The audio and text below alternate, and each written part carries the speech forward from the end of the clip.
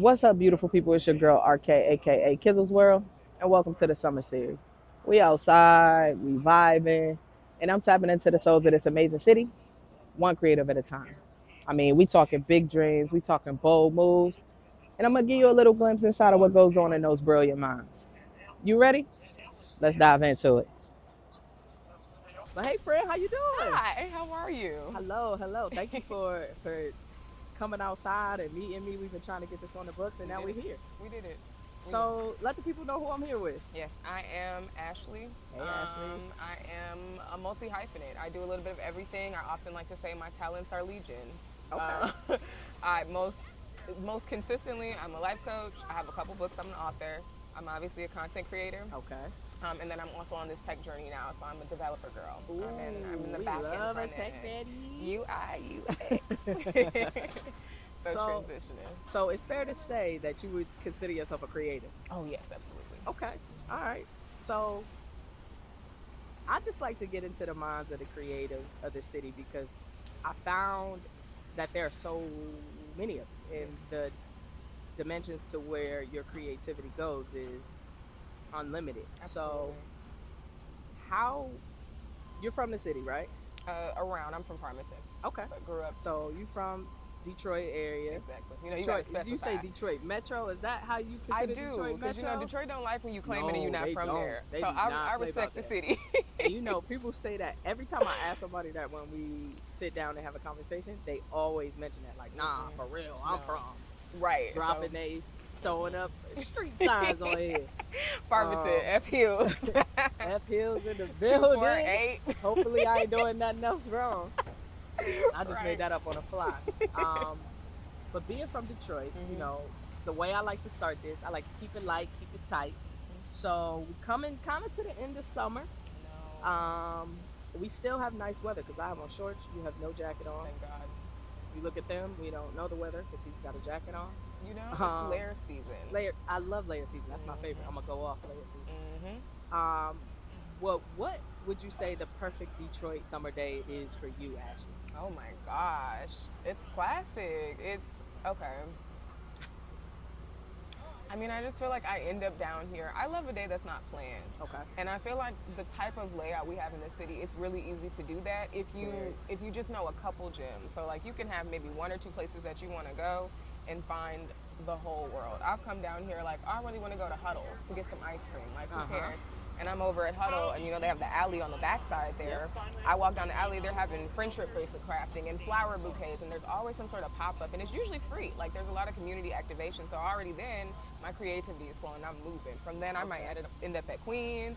I love Yeah. Queens. Queens I is might the end up vibe. at Speaker Box with KT. Like Come it just on. you just move through the city, and you're always gonna see somebody. Because while it is a very wide city, it's still very small. Yeah. And so I think honestly, if you just come out here without a plan, you're gonna have the best day. I love think that. those are the best I love ones. that because I enjoy a good little foot traffic, a little stroll through a city, and I feel like that's how you learn your neighborhood. I agree.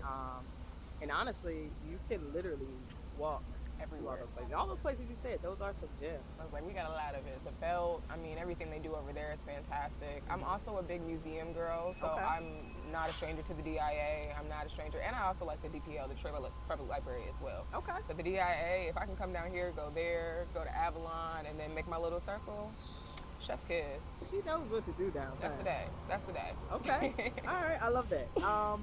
If you had to describe your creativity in 3 words, what would those 3 words be? Dynamic, Okay. unorthodox, Mm. layered. Okay. Give me a little more. Now I You want to said know. more words? No, no, no, not more words. But Oh. how does that all come together? So, because I have a history of doing so many different things, like Mhm. when I was a kid, I was all over the place. I like my brother, he was a football player. My sister was a ballet dancer their entire lives. I did everything. I did Okay. guitar, piano, art, pottery, literally anything, art, theater. I just wanted to try everything. Uh huh. And so very early on, I got labeled as that. Like, oh, she doesn't know. She's all over the place, inconsistent. But growing up and becoming an adult, I started to realize that was literally my superpower. It was like being able to be so Yeah. flexible and diverse. Okay. And so when my creativity strikes, it's easy for me to get burnt out doing the same thing over and over again. Okay. But having 4 or 5 different things, which sounds crazy, is that organized chaos that keeps me creative, and I'm able to keep going. So that's it, being dynamic. It being layered is just, it's levels to it, I guess. Like, there's just always something different. Like, there's always a rhyme or a reason. I was telling you, I'm in this Apple Developer Academy now. Yeah. And when I made the decision to do this, my background is healthcare. So everybody was like, what are you doing? And I was like, something different. I want to try something new. And they're like, you're gonna go work part-time and go to school half the day. You got kids, you got this, you got that. And I was like, if you want something different, you got to do something different. Man. That was the quote on my board the other day. Listen, like, you gotta move different. You can't, like, what do they say? Like, being radical is not acting in theory, it's action. Like, it's when you move, you have to actually do something. It's not just you thinking about it and playing with the idea. So I'm very big on that. Okay. And I would say it's layered because I always know that I'm doing the right thing, but there's also a lot of, like, imposter syndrome and, like, you know, just kind of fear and doubt that goes into it. And so it's a complex process, but I wouldn't trade it. Just do you and fuck them all. Don't worry about what nobody got to say. You're doing good, you're doing bad. Somebody gonna have something to say. Who cares? Live your best life. Just do what makes you happy. Okay, so touching on that, like, has there ever been a part of your creative process that's hard for you to share because of that? Oh my gosh. Yeah, I think most things, when I start doing them, I usually keep it close to the chest. I'm not usually going to say anything because all of that is already there. And I know if I'm already feeling uncertain about it or trying to figure it out, I don't want anything externally influencing that and kind of pulling me away from it. But so I keep my projects close until I feel comfortable, unless it's like my circle. If I have a couple people that I'm like, hey, this is what I'm working on, what do you think? But I really do try to keep it so I can protect it. I just was watching a clip on Instagram where a guy was talking to the owner of Spanx, the founder of Spanx, and she was saying she worked in silence for a year. Wow. Because she didn't want the people that cared about her to defer her from her dream, telling her, you're gonna have to deal with the bigger companies. You know, sounds like a good idea, but you're gonna quit. Same thing you said. Yeah. And I'm trying to get to a point where I can do that, where I can sit in silence and just work. Yeah. And not feel like I need to have somebody on this part of the journey with me. I hear you. Are you would like express the project? You want to tell people when you get the idea, like, oh, this is what I'm thinking? Because then it's like if I defer or deviate from that plan and start doing something else because I'm a scatterbrain, then you asking me questions. I don't need doing my business. Mind your business. It's going to happen when it's going to happen. What you doing today, girl? Sometimes my business ain't your business. Oh, okay. So don't be asking me that, what I'm doing. Could I have my business to myself sometimes? Absolutely. But you're saying you grew up doing a lot of different things. When did you realize, oh, it's not that I don't know what I want to do, but I'm actually a creative? Like, how old were you, and how did that feeling feel to you? The first time I realized it was in high school, my sophomore year. I ended up going into a program called OTEC. And essentially it was like half of the day was regular curriculum at school, and then the other half was a technical campus, and they had specialization. So I think they had like automotive, they had healthcare. I was in graphic design.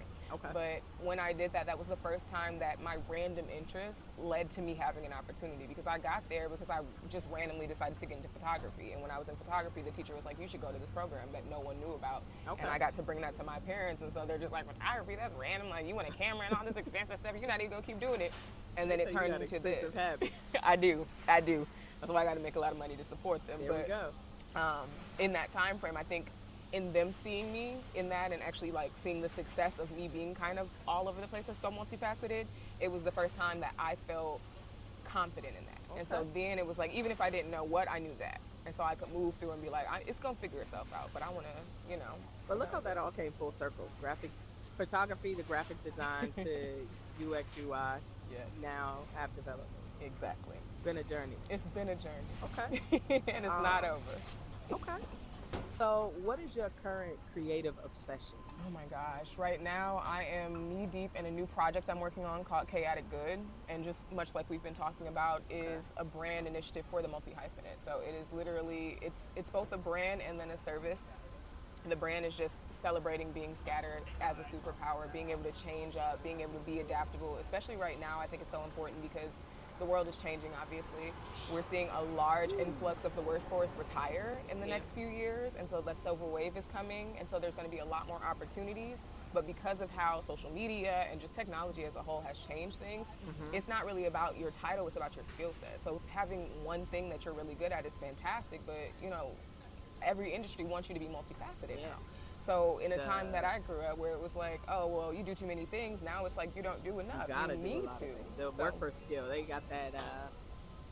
They have that skill sheet that comes out every year that LinkedIn shares, basically saying what are the top 10 skills that adaptability. people are having and that they need. And I appreciate that because I am very much a scatterbrain. I am very much a chameleon. I can fit into wherever I am. Yeah. But sometimes it can be a little intimidating. It can be a thing where you see somebody who can just lock in on one task and you feel like, why can't I do the same thing? Why Like it's something don't? wrong. Yeah, like how I wish I had that. But then I also think about when there are thoughts or ideas that need to come together, it's like, I'm all over the place. I can put some shit together real quick in my You head. can see the So- threads and the different things.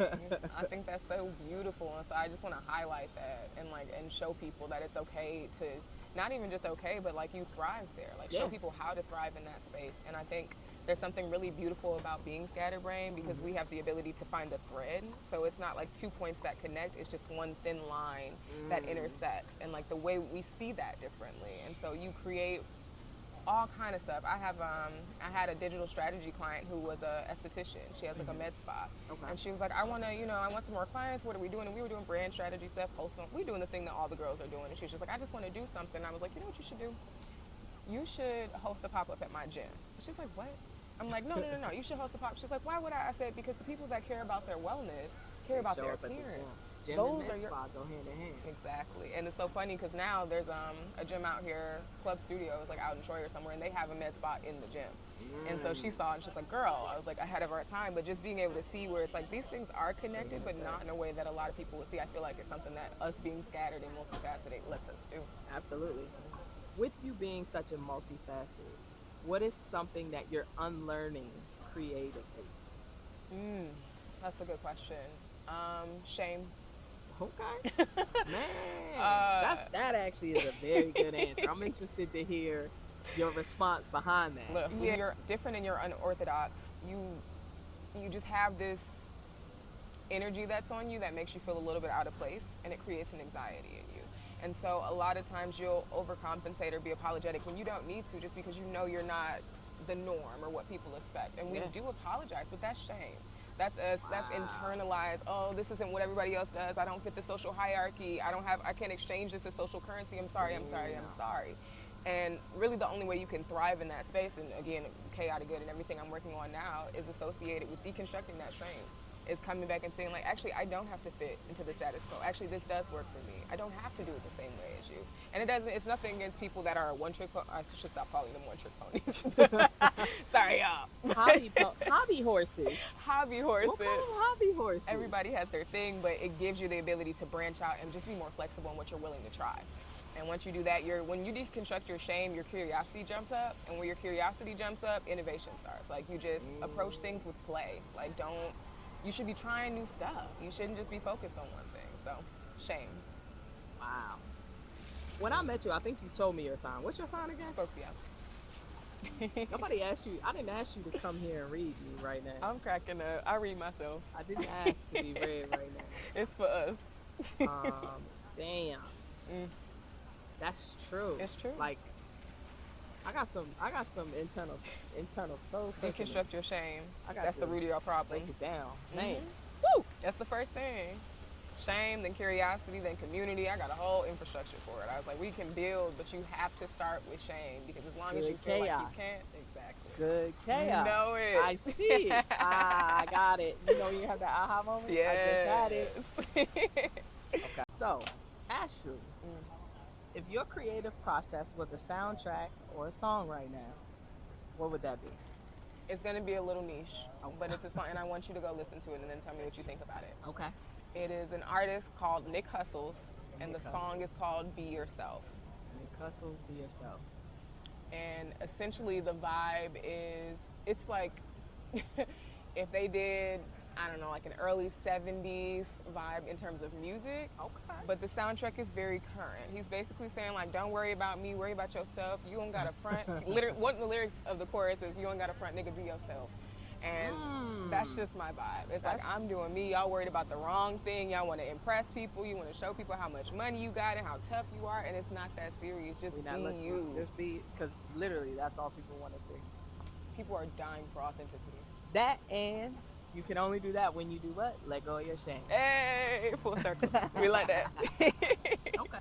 So what's something you think people get wrong about Detroit creators? Yeah, that we're superficial.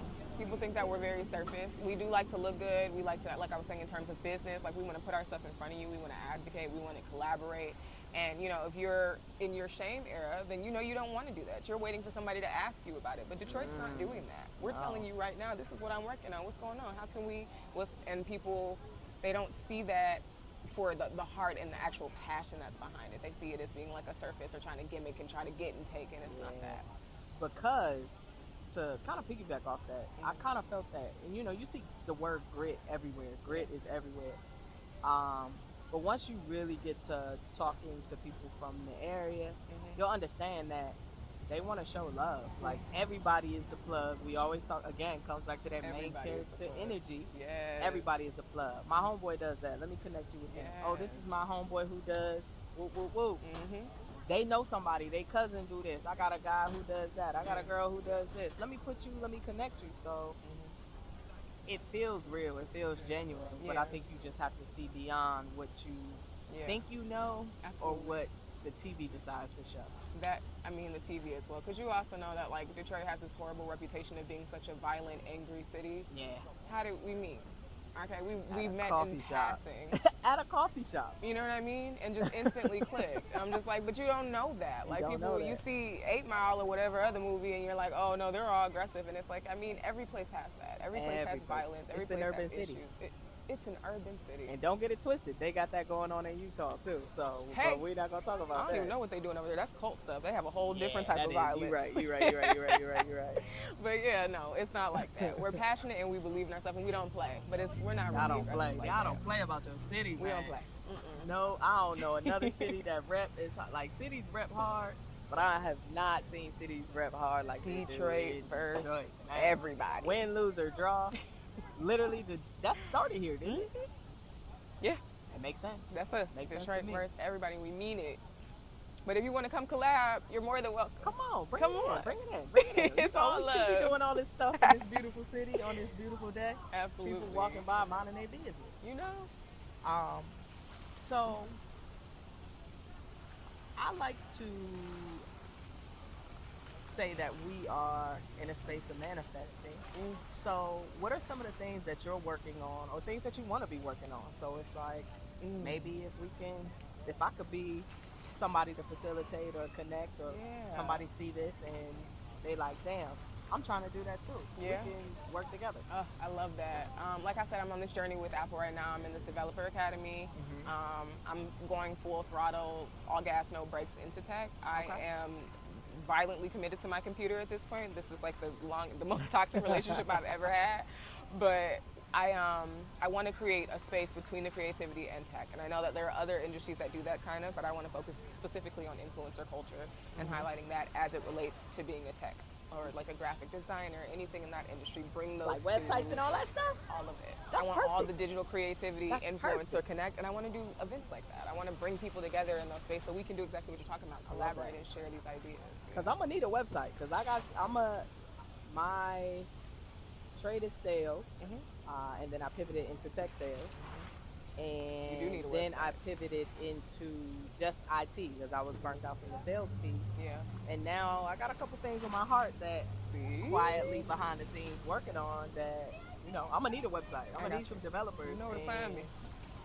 It is for that purpose, like you mentioned, taking the small business, hardworking influencer culture, and showing them how you can do the same thing those big companies are doing, Exactly. and be able to scale your business And be 10 times to a point better. where you don't miss not a lead, you don't miss not a call, Absolutely.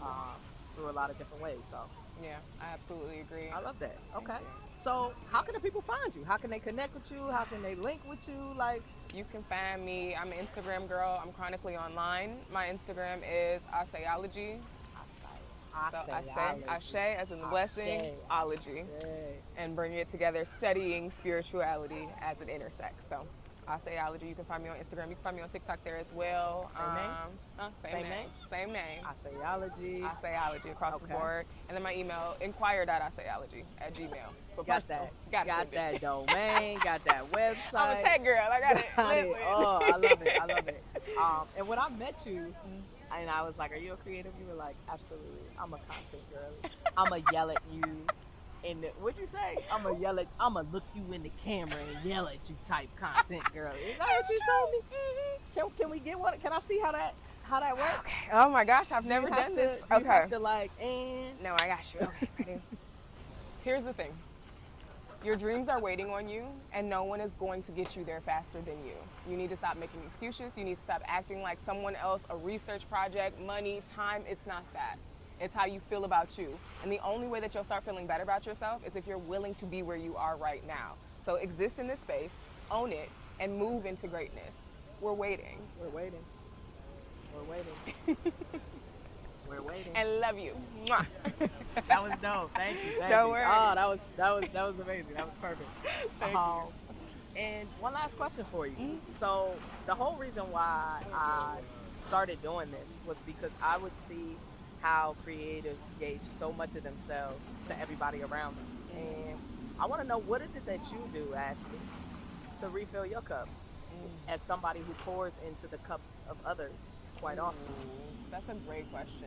Honestly, I had to start thinking about that more because I wasn't. I was just kind of giving until I was burnt out. And I think, again, with the deconstruction of shame at that point, it gave me permission to rest. It gave me permission to be bad at something. It gave me permission to, mess it up and try over, or maybe not, or pivot. But that comfort or that grace that I give myself is really what refills me. It's just being gentle with me. Also, family, friends, obviously. Like, just hanging out with my people. When I go back into my circuit, they always it's just all love, and they pour into me. I love so, that. yeah. I love how the refill is always just chopping it up, laughing, It's giggling, being with the always. people that make you feel love. Yes, every single time. I love Just be that. around your folks. Be around your Everybody folks. needs their folks. A proverb. Be around Be your around. folks. And then God said, be around your folks. Amen. Amen. Lock it in. So Ashley, thank you so much for sharing your art and your energy with me. It's a gift to get a glimpse into your world. And I know it's going to inspire someone to keep going because, you inspire me. Thank you. So I appreciate y'all for tapping in. You already know what it is. Stay real, Hey. stay dreaming, and stay the masterpiece that you are. Peace.